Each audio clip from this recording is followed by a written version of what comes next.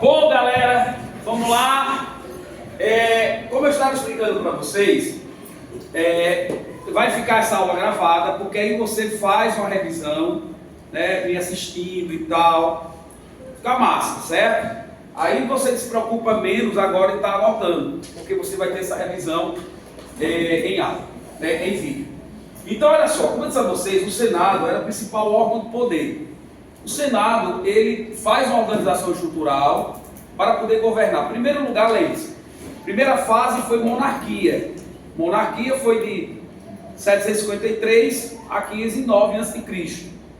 A monarquia cai, surge a república. A palavra república, como eu disse a vocês, significa coisa pública, coisa do povo. E aí preste atenção, o Senado, como principal órgão de poder, ele organiza exatamente os chamados magistrados ou magistraturas.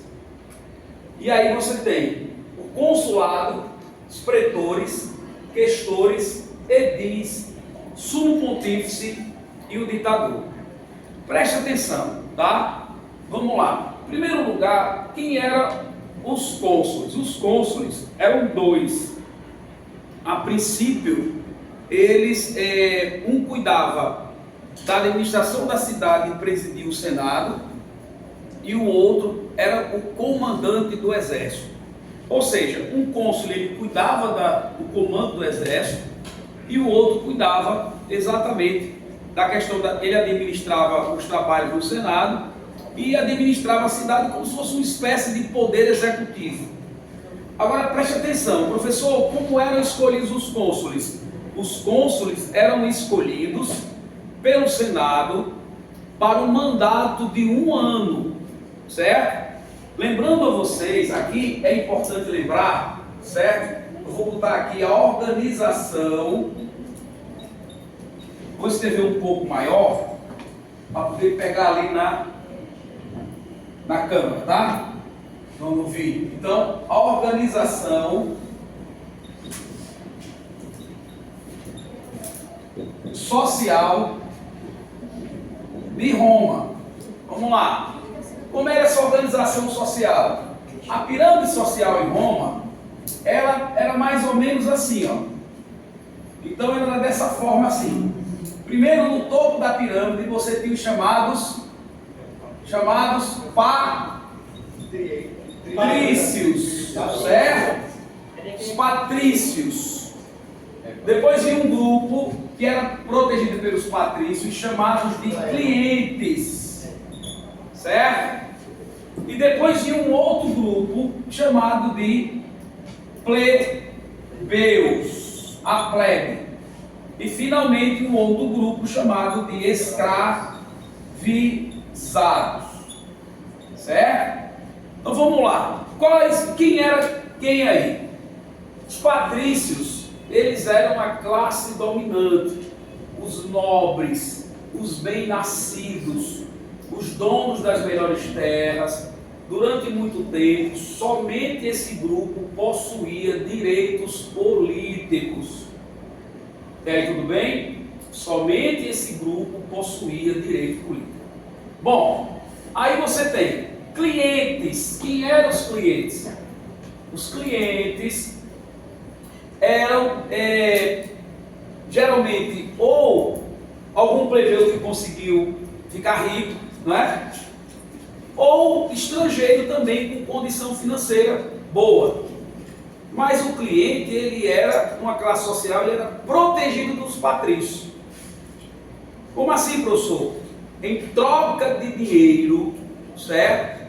Ele acabava, em troca de pagamento, os patrícios acabavam protegendo esse grupo. Daí que surge o termo clientelismo político. O termo clientelismo político quer dizer o quê? Aquele que é protegido pelos patrícios. Bom, aí vem os plebeus, vem a plebe. Os plebeus eram exatamente a maior parcela da população romana, era o povão. Daí que vem o termo plebiscito, né? Consulta ao povo. Eles eram geralmente pequenos camponeses, artesãos, pequenos comerciantes, donos das piores terras. mas a maioria eram pequenos camponeses, donos das piores terras e mais. Eles acabavam, muitos deles, virando escravizados por dívidas. Que aí vem o outro grupo chamado de escravizados, que era por dívidas ou prisioneiros de guerra. Gente, esse grupo aqui ele aumenta mais, principalmente com a expansão de Roma. Esse grupo aumenta muito a partir disso. Então, a princípio, somente essa classe social aqui, ó, somente ela tinha direitos políticos, ocupava esses cargos aí. Somente ela, os patrícios ocupavam o Senado, tinha direito a votar e etc. E aí, veja só, depois vem quem? Depois vem os pretores. Pretores, pessoal, eram os caras encarregados da justiça, eram como se fossem juízes. Depois vem os questores, encarregados das finanças, cobrança de impostos. Os questores eram os tesoureiros. Depois vinham os edis. Os edis eram responsáveis pela administração dos bairros, das tribos, das localizações, das localidades.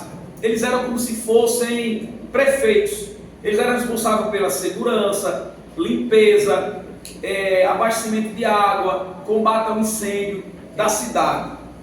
Então, por exemplo, se Roma era dividida em 4 regiões, você tinha 4 edis, um edil para cada região. Tá? Eles eles mantinham, né, cuidavam da conservação dos prédios públicos, eram eles que faziam a cidade funcionar. Depois veio o sumo pontífice, que era o líder, o encarregado dos cultos públicos.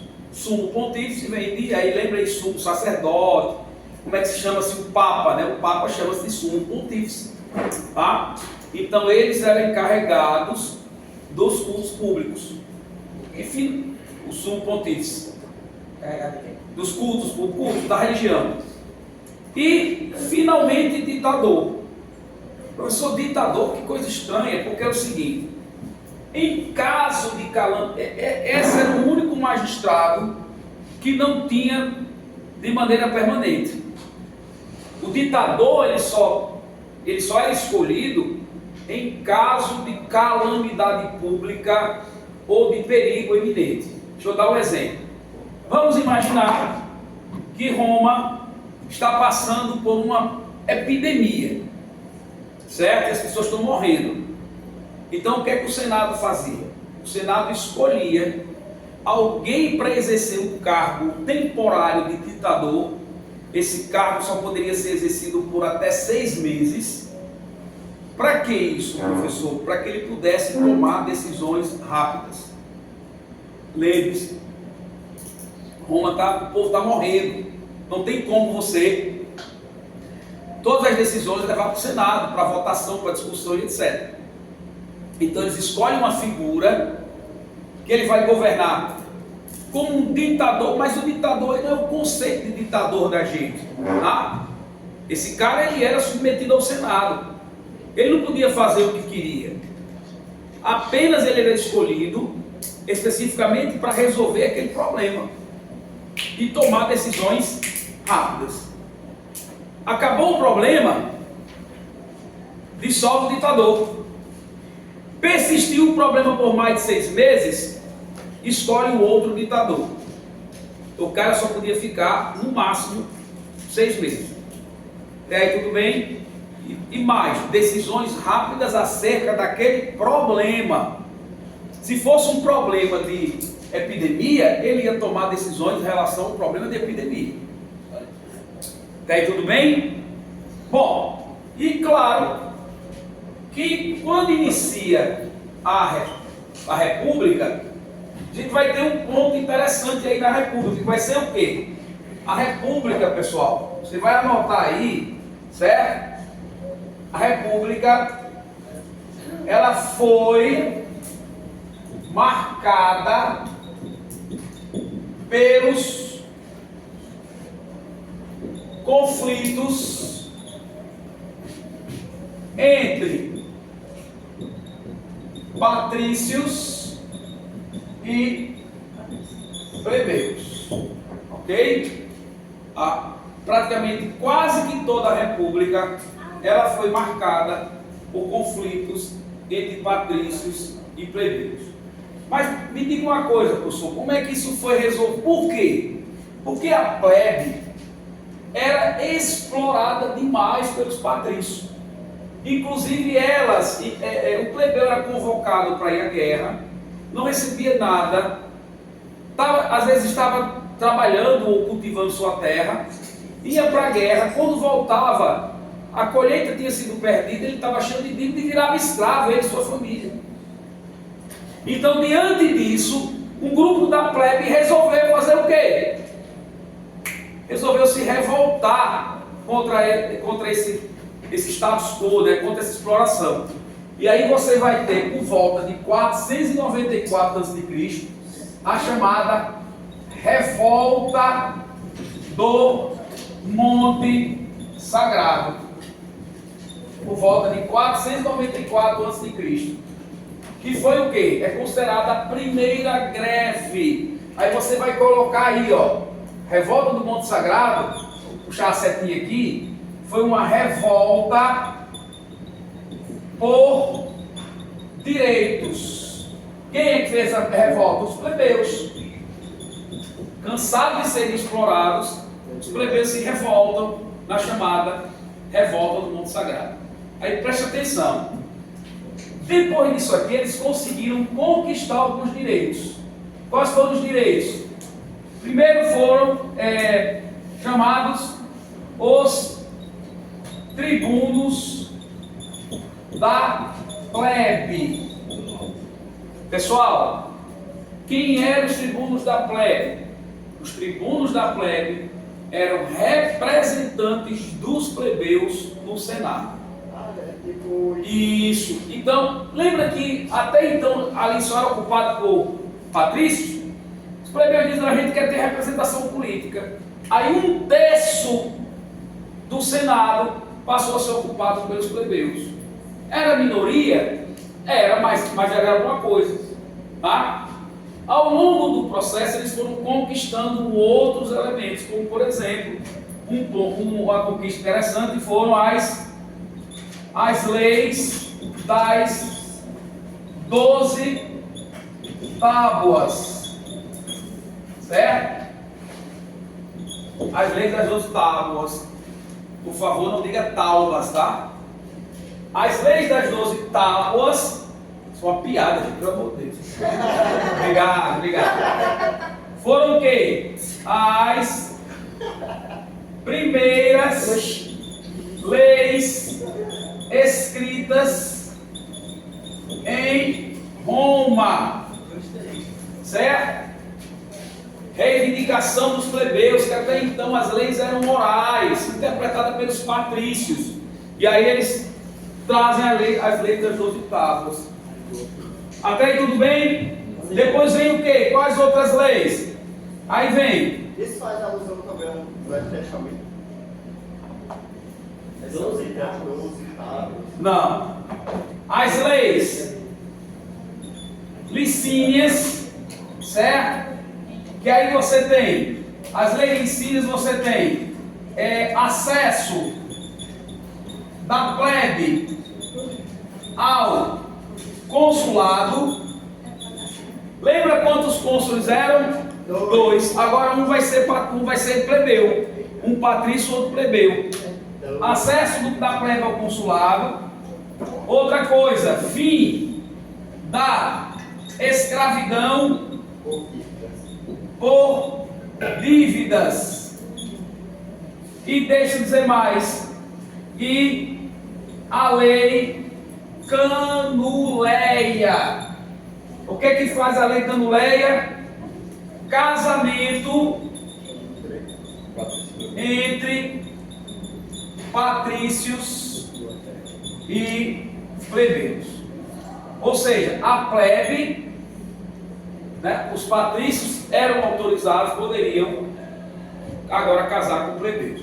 E aí a cidadania deixou de ser pelo nascimento, mas sim pela questão agora financeira. Por que antes patrícios não se casavam com plebeus? Para que os filhos pudessem manter o direito à cidadania. E na hora que eu sendo patrício, eu me casasse com uma plebeia, o meu filho perderia o direito à cidadania. Mas a partir daí, a cidadania não era mais pelo nascimento, mas era agora pelo questão financeira, tá? A primeira é leis, a segunda é leis o quê? Leis licínias sextia, tá? Continuando aqui, beleza? Até aí tudo bem? Aí a gente dá uma acalmada. É bom lembrar que essa plebe que passa a ter certos direitos era uma plebe que tinha uma certa condição financeira, da minoria, inclusive que passa a ser senador, né? Passa a ser dono de terra e etc. Mas é importante a gente lembrar que ainda na República começou o quê? Começou o expansionismo territorial. A gente, quando fala de Roma, a gente fala muito, né, de Roma como um grande império, né? Mas começou aqui. Então, a expansão territorial de Roma teve duas fases. A primeira fase, você pode botar aí primeiro a conquista de toda a Península Itálica. Primeiro, lembra aquela península lá que parece uma botinha? Pronto, primeiro Roma conquista toda a península. Qual era a ideia dessas conquistas? Era exatamente expandir terras cultiváveis, riquezas, etc. E a segunda fase, certo? A segunda fase, que eu não vou me deter muito nisso, foi exatamente, além da Península Itálica, a segunda fase vai se dar com as chamadas guerras púnicas.